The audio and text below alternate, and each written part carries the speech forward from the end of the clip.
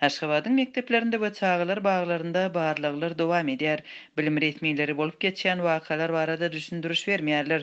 Adatlyk radiosynyň habarçylary paýtagtyň mekdeplerindäki barlaglaryň rus dilinde tapak berýän klasslaryň ýapylmagy bilen baglydygyny aýdýarlar.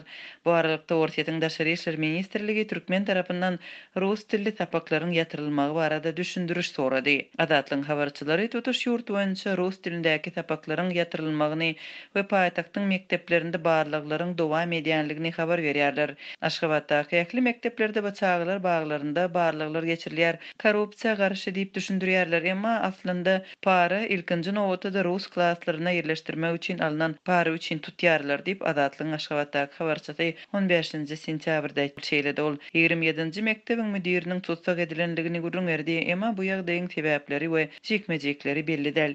Aşgabatdaky başga bir habarçymyz rus dilinde tapak berýän mekdepleriň ýene biriniň ýolbaşçysynyň işden aýrylandygyny habar berdi. Şu 15-nji mekdebiň müdiri işinden aýryldy. Rus bölümleri bolan beýleki mekdeplerde şeýle-de ýaşaýan ýeriniň propiskasy mekdebiň yerleşýän ýerine gabat gelmeýän çağalaryň okuyan mekteplerinde arasalaýyşlar geçirilýär. Mysal üçin vilayetli çağalar öň mektep müdirleri olary paýtagtda propiskasy bolmasa-da para peşkeş bilen okuwa alýardy diýip Aşgabatly habarçymyz 9-njy sentýabrda aýtdy. Ondan öň Aşgabatdaky 7-nji we 64-nji mekdeplerde geçirilen barlaglar barada habar berilipdi. 30-njy awgustda Türkmen News neşri 64-nji mekdebiň rus bölüminiň ýapylýandygy barada eglan edilen soň okuwçylaryň enatalarynyň protest bildirenligini şeýle hem mekdebiň müdiri Bäşim Gaýtnazarowyň işden aýrylandygyny habar berdi. 1-nji awgustda Adatlyk radiosynyň habarçysy Bäşim Gaýtnazarowyň keselhanadadygyny we onuň ýagdaýynyň agyrdygyny habar berdi. Rus dilinde tapak berýän klasslar vilayet mekteplerinde de yapıldy.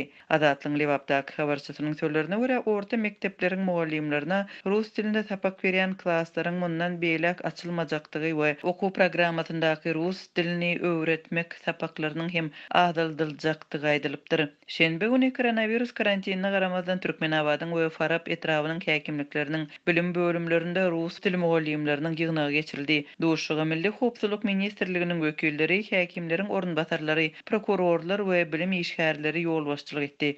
Klasslar koronavirus sebäpli ýapylmandyr. Olar indi asla açylmaz. Oktyabr aýyndan başlap mektep programmasyna girýän rus dili tapaklary azaldylar ýa-da ýok ediler diýip Türkmenabaddaky habarçymyz 14-nji sentýabrda gurrun berdi. 3-nji sentýabrda döwlet edaralarynyň birindäki çeşmämiz Türkmenistanda 2030-njy ýyla çenlekli mekdeplerde rus dilinde okudýan tapaklary ýok etmek meselesine hökümet derejesinde seredilýänligini habar berdi. Rus dilinde okudýan klasslaryň ýok edilmeginiň fonunda ilat häkimetleriň rus dilinde geplemezlik talaby bilen hem ýüzbeýüz boldy. Adatlyň habarçysy Türkmenabad şäherinde we Çärju hem Farab etraplarynda rus dilinde gürleýän türkmen maşgalalarynyň agdalaryndan türkmençe gürlemek talap edilýänligini gurrun berdi. Käbirler öý dolandyryş edaralaryna çagyrylýar we olara işinden kowulmak haýbaty atylýar diýip Lewapdaky habarçymyz aýdýar. Ýurdun häkimetleri rus dilinde okudýan klasslary ýapmak barada resmi derejede beýanat ýaýratmadylar.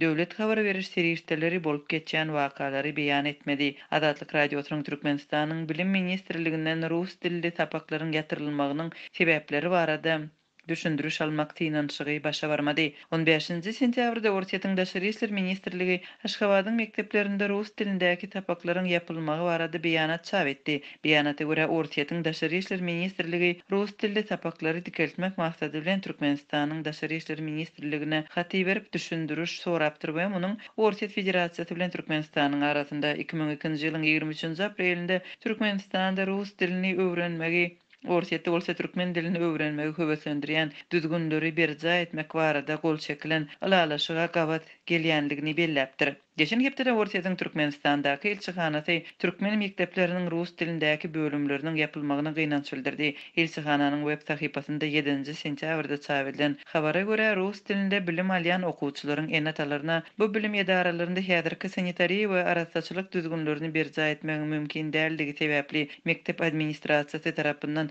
şeýle karara gelinenligi aýdylypdyr. Habarçylaryň we azatlygyň çeşmeleriniň sözlerine görä rus dilinde okudýan sınıflaryň ýapylmagynyň sebäbi syýasy karar bilen baglanşykly bolup biler. Prezidentiň administrasiýasyna ýakyn çeşme rus dilli tapaklaryň ýapylmagynyň ýaňy ýakynda ýurtdan çykyp giden etniki türkmenleriň türkmen pasportlaryny ýyrtmagyna degişli ýüze çykan waka bilen baglanşyklydygyny aýdýar. Prezident uçarly ýurtdan gidip barýan türkmenleriň türkmen pasportlaryny ýyrtyp taşlamagyna degişli bir wakadan gahar gadaba mindi. Bardat şondan soň başlandy. Ol rus dilindäki ähli bilimi azaltmagy tapşyrdy. 2030-njy ýyla çenli ýa-da aýdylmagyna görä hatda 2025-nji ýyla çenli rus dilinde Pushkin adyndaky türkmen rus mektebinden başga bölümleriň hemmesini ýok etmegi buyurdy diýip Aşgabatdaky habarçymyz hökümetdäki çeşmäni seçirliýär. Türkmen News neşri 25-nji awgustda Türkmenabad Moskwa arasynda gatnan Ortiýetiň S7 howa ýollarynyň uçarynda Ortiýetiň we Türkmenistanyň raýatlygyna eýe bolan birnäçe adamyň uçuş üçin ähli derur gödökçüliginden we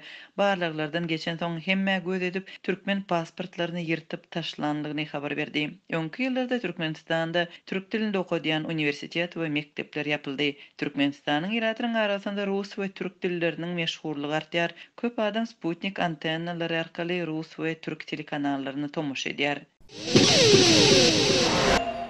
Türkmen häkimetleriniň täze kepilnama, guwanama talaplary ykdysat çökünlük döwründe kyn ýagdaýda galan raýatlary, hususan çağalarynyň ýokary bilim alyp hünärli adam bolmak üçin jan çekýän enatalary barhaken kynçylyga salýar.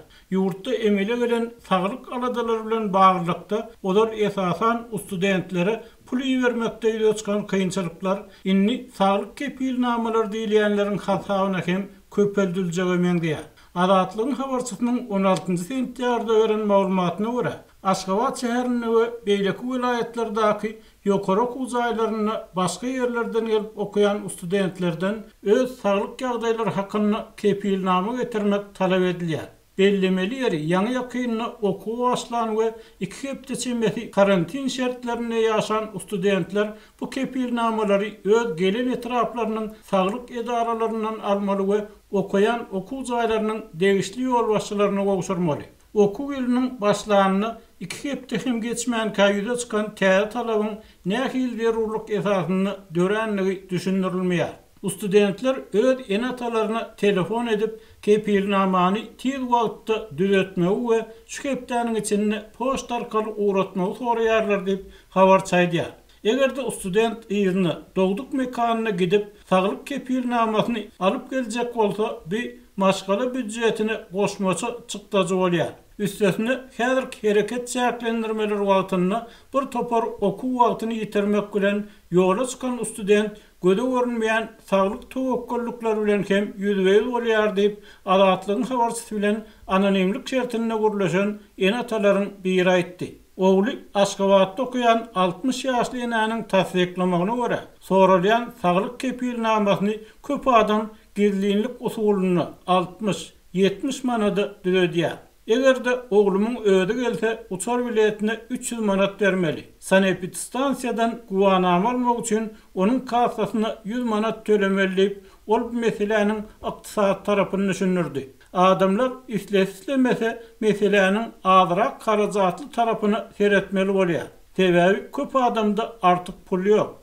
Onda da student oğluňa gyýyň bolsa diýip radionyň söhbetde şaýtdy. Şeýle de ol gizlin kepilnama düzeden enatalaryň köplenç döwlet edarasy bolan poçta ananman studentin okuyan ýerine gidýän ýolagçylar tapyp olary 30-40 manat töläp soralýan dokumenti elin uğradýanlygyny görüň berdi. Adyndan 400-500 manat çykda jetmeli halyňa saglyk kepilnamasyny 100-110 manada düzeltseň bu işin bir kanun taraplary hakynda kän pikir edip hem durmaýarsyň. Adamlary şeýle bir kanuny işleri itekleýän döwlet pikir etmese biz näme üçin pikir etmeli diýip ol adatlygyň habarçysynyň bir kanuny iş etmekden gorkmaýarsyňmy diýip beren soragyna gaharly jogap berdi. Türkmenistanyň hökümet meclislerine sanly ulgan, sanly ykdysadyýet aňlatmalary köp ulanýar. Emma raýatlaryň möhümini bitirmeli döwlet edaralaryna kagyz, kepilnama, guwanama talaplary azalmaýar. Şu aralykda TDH-nyň 2-nji sentýarda beren maglumatyna görä prezidentiň pasport ulgamyny kämilleşdirmek hakynda karary Berul maglumatlar pasport arkaly tasdiklanan halatyna raýatlardan dürli delil hatlarynyň talap edilmegini aradan aýrýar. Ýöne bu düzgün Türkmenistanyň içerki pasportuna degişli we dürli ýagdaýlar şol sanyny soňky 10 ýyllykda has syrmlaşanyny gaýdalýan siýasat ykdysady kynçylyklar sebäpli ýurtdaşyna çykan Türkmenistanlylar berur bolan kepilnamalary, guwanamalar almakda. Möhleti geçen daşary ýurt pasportlarynyň möhletlerini uzatmakda. Nikah, dogluş şahadatnamalaryny almak bilen baglykda uly kynçylyklar bilen ýüzbeýiz bolýarlar. Türkmen hökümetiniň tanqidçilari bu kynçylyklaryň köpüsiniň bilkasdan korrupsiýa maksatlary esasyna ýa-da daşary ýurtlardaky türkmen raýatlaryny garaşly tabyn ýagdaýda siýasatdan özüňe saklamak üçin döredilýänligini öňe sürýärler. Owa ýaşaýjylary şäher bankomatlarynyň pulny atlaşdyrmak üçin ynanç hatyny resmileşdirmeli. Bayramali etrawynyň owa ýaşaýjylary şäherde ýerleşýän bankomatlardan pulny atlaşdyrmak üçin notarial edaralardan ynanç hatyny resmileşdirmeli. Farap boýa darganaty etraplaryny pensiýalaryny atalmagy hukugy bolan pensionerler 2 ay bäri pensiýa haklaryny alyp bilmeýär. Bular barada Azatlyk radiosynyň habarçylary habar berýärler. Owa ýaşaýjylary şäher bankomatlarynyň pulny atlaşdyrmak üçin şäherde ýaşaýan adamyň adyny notarius üstü bilen ynanç hatyny bermeli diýip Bayramali habarçy 16 sentýabrda habar berdi. Onuň maglumatlaryna görä ynanç hatyny owa ýaşaýjysynyň öz bank kartyny şäher ýaşaýjysyna ynanýanlygy, oňa her ay bankomatdan öz aýlygyny atlaşdyrmaga ruhsat berýänligi ýazylýar. Bu haty almak üçin notariusa 200 manat tölemeli. Ynanç hatynyň möhleti 2 ýyl. Käbir adamlar nädibem bolsa öz aýlyklaryny almak üçin şeýle haty alyp başlat diýip habarçy maglumat berdi. Türkmen banklary ýurtda bankomatlaryň owa ýa-da şäher hukukly ilatyny okatlara görä bölünşigi barada maglumat bermeýär. Türkmenistanyň ilatyň zähmet haklarynyň pensiýa we döwlet kömek pullarynyň nagdal görnüşde tölenilmegi soňky 6 ýyldan gowrak wagt bäri tapgyrlaýyn durmuşa geçirildi. Ýöne soňky 3 ýyl bäri ykdysady problemlaryň ýitileşmegi bilen ýurdun dürli künjeklerini raýatlar bankomatlardan pul atlaşdyrmak kynçylygy bilen häli şinni ýüzbeýiz bolýar. Azatlyk radiosynyň lewaply habarçysynyň habar bermegine görä welaýatyň käbir regionlaryna 75 ýaşdan geçen pensionerler öz pensiýa haklaryny 2 ay bäri nagd görnüşini alyp bilmeýär. Düdügüne görä olar öz pensiýalaryny bank şahamçylaryna nagd görnüşini almaly. Habarçy Farab etrawyna darganaty etrawyna welaýatyň halkawat we 3 görsen geňeşliklerini 75 ýaşdan geçen raýatlaryň 2 ay bäri öz pensiýa haklaryny alyp bilmeýänliklerini habar berdi. Habarçy darganaty etrawynyň sosial üçünçülük edarasyna hasaba alynan ýaşy 75-den ýokary pensionerleriň umumy sanynyň 60 adamlygyny 80 ýaşdan geçen pensionerleriň bolsa 20 adamlygyny habar berdi. Olar her ay öz pensiýa haklaryny nagd görnüşini kabul edip alýarlar. Bu uly san näl etrawy üçin ýöne döwletiň sanyjy ýaşly raýata pul ýetirip berip bilmezligi uly problema diýip habarçy anonim şertde habar berdi. Ol nagd kynçylygyndan ejir çekýän bir welaýet ýaşaýjysynyň dukanlardan aly karit, dermanhanalardan däri derman satyn almakda çekýän kynçylygy barada habar berdi. Azatlyk radiosy habarçynyň gurrundaşynyň howpsuzlygyny nazarda tutup onuň şahsiýetini aýan edýän maglumatlary agdamakdan saklanýar. Onuň maglumatlaryna görä owa kassiri etrap bankyna puluň ýokdugyny, bankomatlary pul goýulmaýanlygyny aýdýar. Adamlardan bolsa garaşmagy soraýar. Türkmenistan 2018-nji ýylyň martyna çenli 65 ýaşdan ýokary raýatlar, 2018-nji ýylyň maý aýyndan başlap 70 ýaşdan ýokary raýatlar öz pensiýa haklaryny nagd görnüşini alyp bilýärdi. Häzirki wagtda pensiýa haklaryny nagd görnüşini almagy hukugy bolan raýatlaryň ýaş çägi 75 ýaşdan ýokary raýatlara degişlidir. Azatlyk radiosy raýatlaryň pensiýa haklarynyň gijikdirilmegi barada Lewap welaýatynyň sosial üçünçülük edarasynyň goşmaçy maglumat alyp bilmedi. Türkmenistana dowam edýän agyr ykdysady kynçylyklaryň üstüne pandemiýa çäklendirmeleriniň we global nevit bahalarynyň aşaklamagynyň goşulmagy bilen ýurtdaky maliýe ýetmezçiligi hassa ýitileşdi. Ýurdun bankomatlaryna nagd pul tapdyrmaýar. Olaryň öňünde gijeden nobaty durýan adamlar käte hepdelep, käte-de aýlap zähmet pensiýa haklaryny we kömek pullaryny nagdlaşdyryp bilmeýärler. Ýöne ýurt resmiýetleri bu kynçylyklary açaçan agdamaýar. Oňa direkt döwlet media we metbuat serişlerine gije günnüz ýurtdaky ösüşler diýilýän sepgitler mahabatlandyrylýar.